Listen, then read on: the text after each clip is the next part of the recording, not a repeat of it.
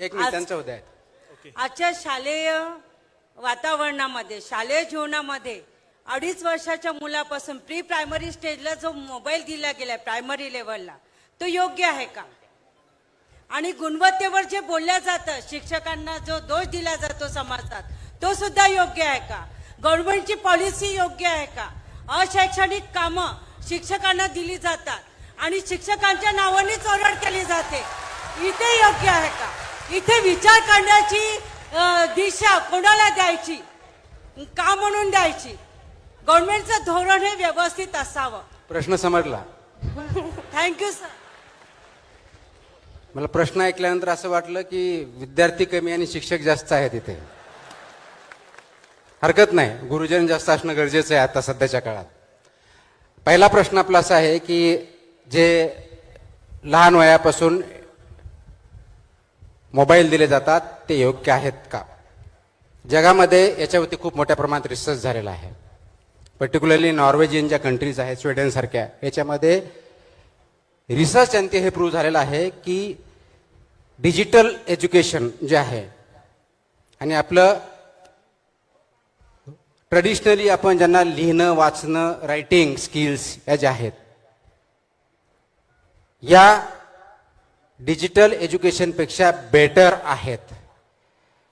कारण लिहिण्याची कला किंवा रायटिंग स्किल्स, रीडिंग स्किल्स ह्या डिजिटलमुळं कमी झालेल्या आहेत. हा त्याचा संशोधनांती निष्कर्ष निघलेला आहे.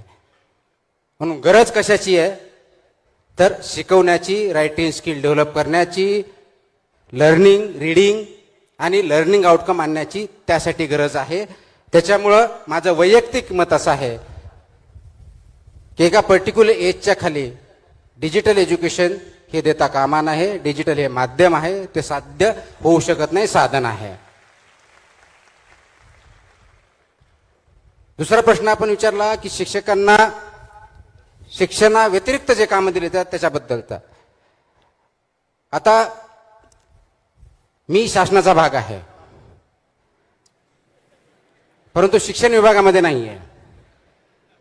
त्याच्यामुळे माझं जे काय उत्तर असेल ते वैयक्तिक स्वरूपाचे, शासनाचा याच्याशी काही संबंध नाही आहे. हे जे नॉन शैक्षणिक काम आपण म्हणतो ते कोणते आहेत? उदाहरणार्थ आपण म्हणतो की सेन्सस करायचं, निवडणूक कारनाम्यामध्ये आपण काम करायचं.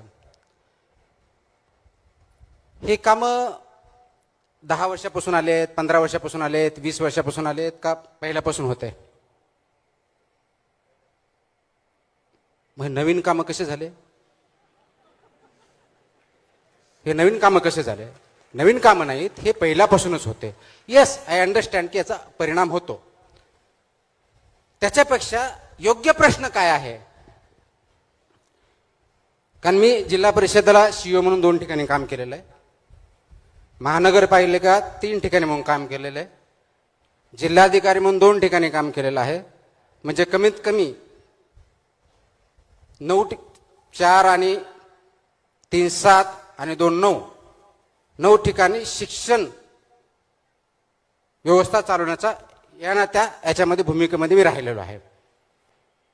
मला आठवतं की मी ज्या शाळेत शिकलो, जिल्हा परिषद शाळेत होतो, त्या शाळेमध्ये तेव्हाच्या शिक्षकांचे अजूनही मला नाव आठवतात. माझ्या पुस्तकामध्ये त्याचा उल्लेख पण आहे की माझे जे प्रायमरी शिक्षक श्री लाड होते, श्री मस्के होते, या गुरुजींनी मला त्या काळात शिकवलं ज्यावेळेस पुस्तकं सुद्धा अवेलेबल नव्हते. ते गावात राहायचे आणि ते फक्त विद्यार्थ्यांचे शिक्षक नव्हते, ते गावांचे जवळजवळ शिक्षक आणि गायडन्स होते. आपल्याला नॉन शैक्षणिक कामं जास्त वाटतात. आपला ज्या ठिकाणी कार्याचं स्थळ आहे त्या ठिकाणी जाण्या आणि येण्यामध्ये किती वेळ जातो?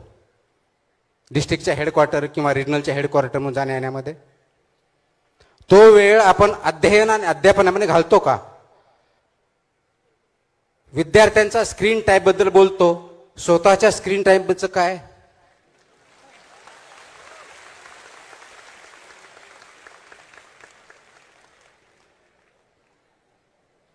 म्हणूनच मी मगा म्हटलं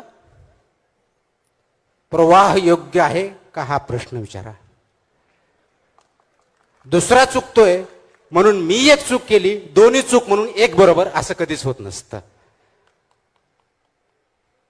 शिक्षक म्हणून तुम्ही समाजाला दिशा दाखवण्याची, समाज घडवण्याचं दायित्व तुमच्यावरती आहे.